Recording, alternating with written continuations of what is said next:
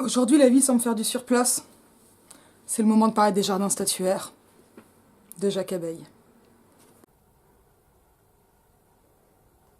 À nouveau, merci à François. J'ai lu le livre suite à une de ses vidéos. Je sais plus laquelle. Je vais chercher, mettre ça en description. J'avais rien compris à ce qu'il racontait. Pardon, François. Mais c'est justement parce que j'avais rien compris que j'avais envie de le lire. Alors je l'ai lu. Poche, Folio SF. Je sais même plus quand c'est sorti. J'ai dit en 42, mais ça c'est la date de naissance de Jacques Abeille. Je pense pas qu'il soit né avec un livre. 2010, édition Le Tripode. C'est compliqué visiblement les éditions de Jacques Abeille, j'y connais rien. Et je cherche pas. Bon, c'est un roman étrange et c'est intéressant pour cela. Je ne vais pas en faire une analyse extrêmement détaillée, mais on va en voir quelques aspects. Ce qui m'a retenu, alors des choses qui me retiennent souvent et que vous connaissez. Les jardins statuaires, ça raconte... Alors déjà dire ça, c'est le premier problème. Ça raconte l'histoire. Et en même temps, de l'histoire, il n'y en a pas tellement, puisque c'est plus un roman. Alors, bon, il est dit d'initiation. C'est clairement pas l'aspect qui m'intéresse, et pourtant j'ai travaillé sur le roman d'apprentissage. Peut-être que c'est pour ça que ça m'intéresse pas. Mais déjà, ça raconte l'histoire d'une exploration, et ça raconte pas tellement une histoire, et ça raconte peut-être une description. Et là déjà, littérairement, il y a tout qui s'entrechoque, et je pense que ça serait très chouette d'écrire sur les jardins statuaires ou d'y réfléchir. Ça m'a plu à la lecture, je l'ai trouvé un peu long, mais parce que je suis fatiguée en ce moment, donc je lis peu avant de dormir, ou mal, comme les mamies. Mais raconter une description déjà, c'est un problème et c'est pourtant ce qui se passe.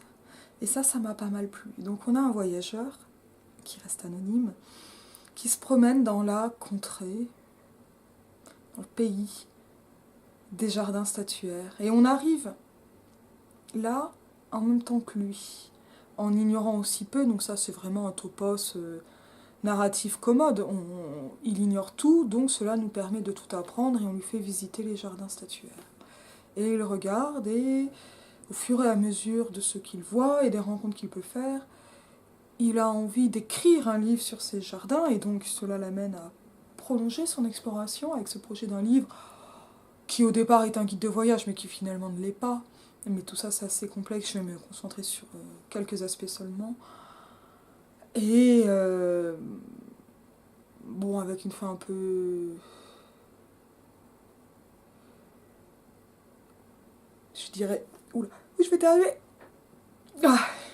Ni surprenante ni attendue. Elle est entre les deux comme pas mal de choses dans le livre.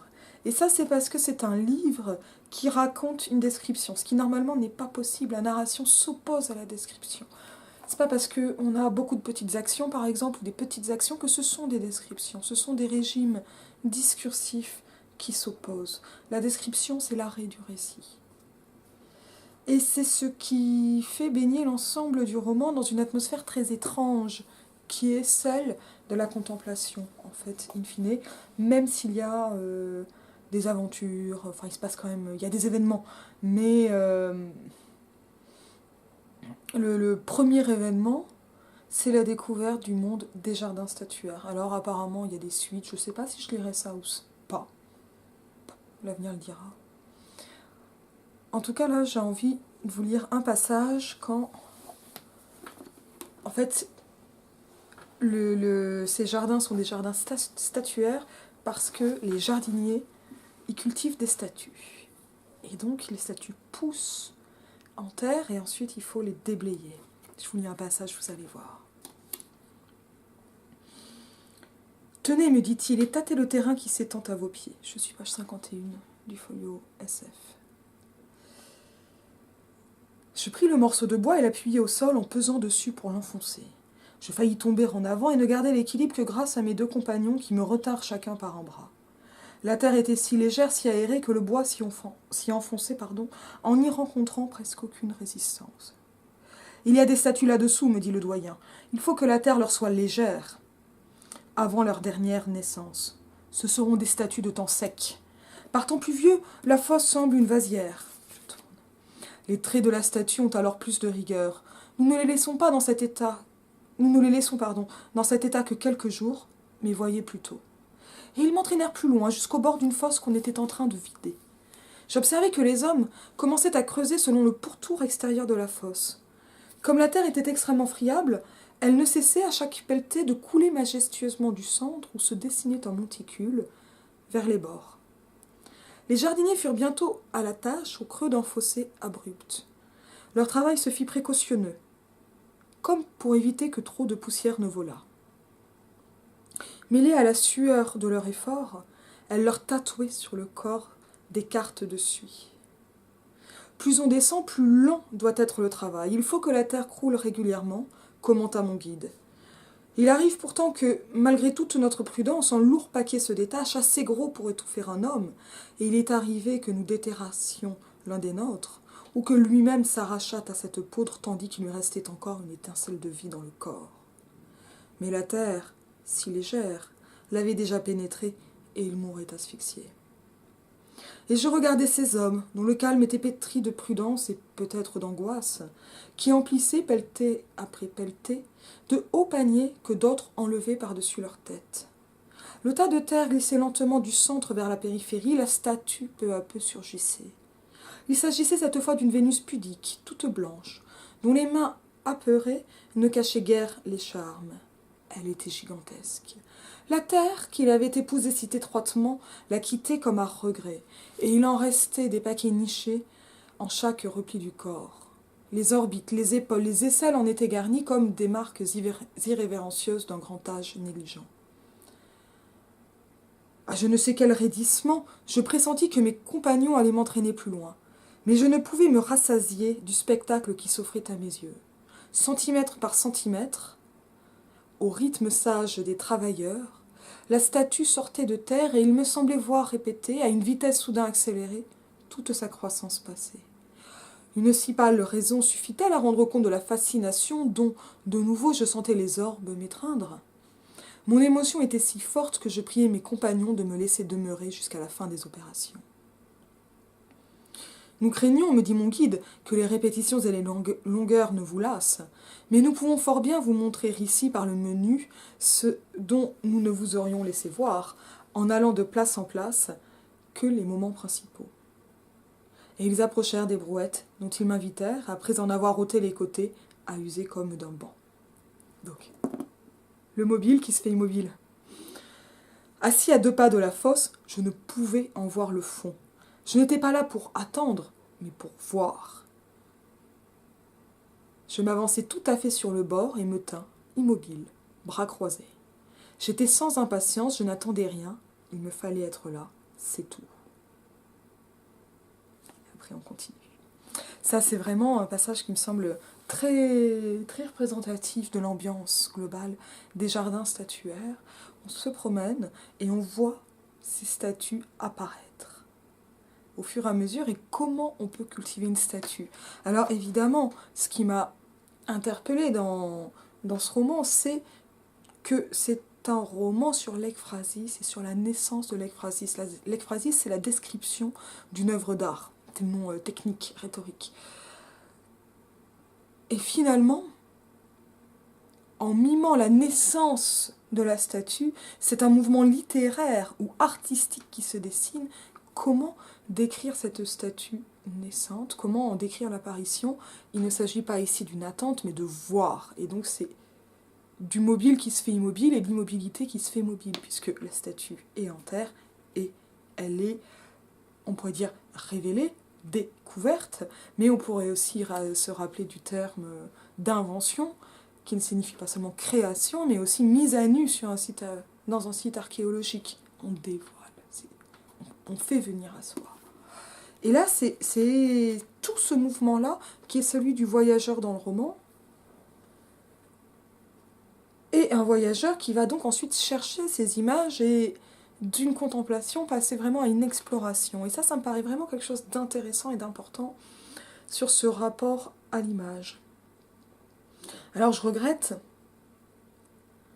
ce qui me semble une facilité, mais sur quelque chose d'en fait très difficile, qui est que cette exploration passe par la rencontre amoureuse, et que finalement, cela passe par des personnages féminins qui me semblent être plutôt des images que des personnages. La preuve en étant qu'il y a en fait 2 personnages féminins et que leurs ressemblances sont mises en avant, ce qui signifie quand même, in fine, qu'elles ne sont pas tellement singulières. Et du point de vue du rapport à l'image, c'est très intéressant. Bon, du point de vue de la construction narratologique, ça me paraît dommageable et réducteur. Et bon, évidemment que cette exploration de l'œuvre d'art se poursuit jusqu'à son écriture, puis sa création. Et disant cela, je ne spoil pas trop la fin du roman, on a quand même quelque chose comme 570 pages, ce serait dommage de les lire sans révélation, sans découverte. Alors, les jardins statuaires, ça garde comme ça cette impression finalement d'une immobilité. On est dans les jardins dès le début, on reste dans les jardins à la fin. C'est un huis clos, un grand huis clos, hein, ce n'est pas une pièce, mais on reste globalement dans un domaine, dans une région géographique. On ne sait pas plus le nom du voyageur, ce qui permet une identification, peut-être à condition d'être un homme, en tout cas ça la facilite, puisqu'en tout cas c'est bien un voyageur masculin dont il s'agit. Et bon, bah, tout ce qui va être du côté de l'intrigue, de la société elle-même, m'aura finalement pas tellement plu, quoique, mais moins plu que cette narration de la description. Et que ce travail sur l'ekphrasis, parce que c'est vraiment un roman tout entier sur l'ekphrasis, qui n'est pas bavard, qui ne rajoute pas de théorie sur ça, mais qui cherche à montrer et à montrer comment voir. Et ça, c'est évidemment une chose qui revient tout le temps dans mes vidéos, hein, comment on voit, qu'est-ce qu'on voit, pourquoi on voit, et comment ça se passe quand on voit l'art. Qu'est-ce que ça apporte? Alors, et puis avec plein de cas sur ces statues, comment elles naissent, comment elles peuvent être malades, comment des statues peuvent ressembler au jardinier, est-ce que cela fait au jardinier qui ressemble à une statue? Ça se passe pas très bien. Et pourquoi? Et donc en fait, c'est-à-dire comment l'image va être l'objet d'un soin collectif et social.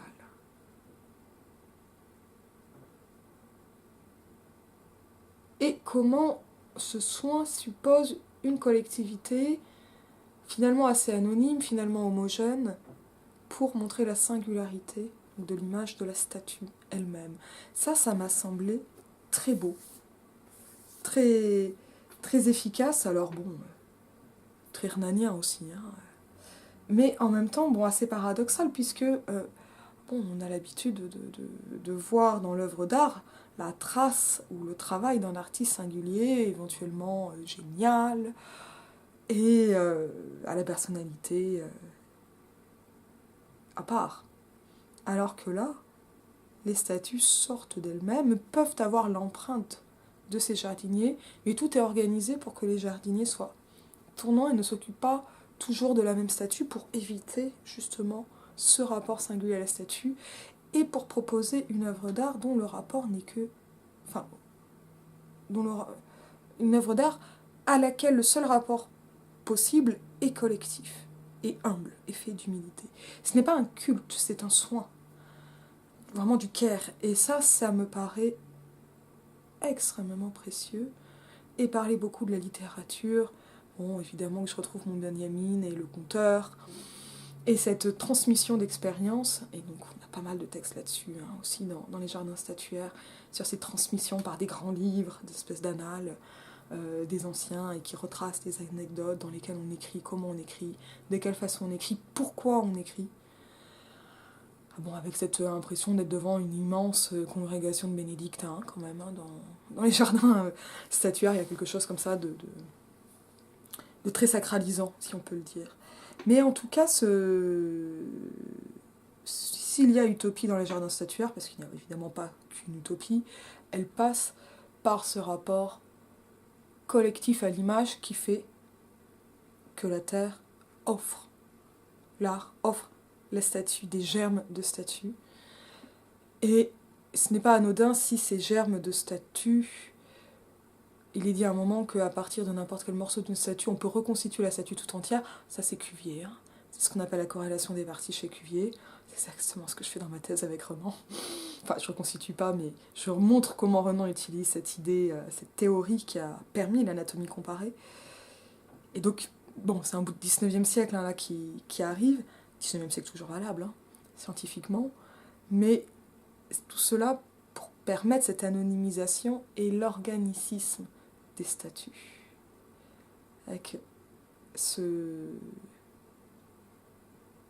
mise en scène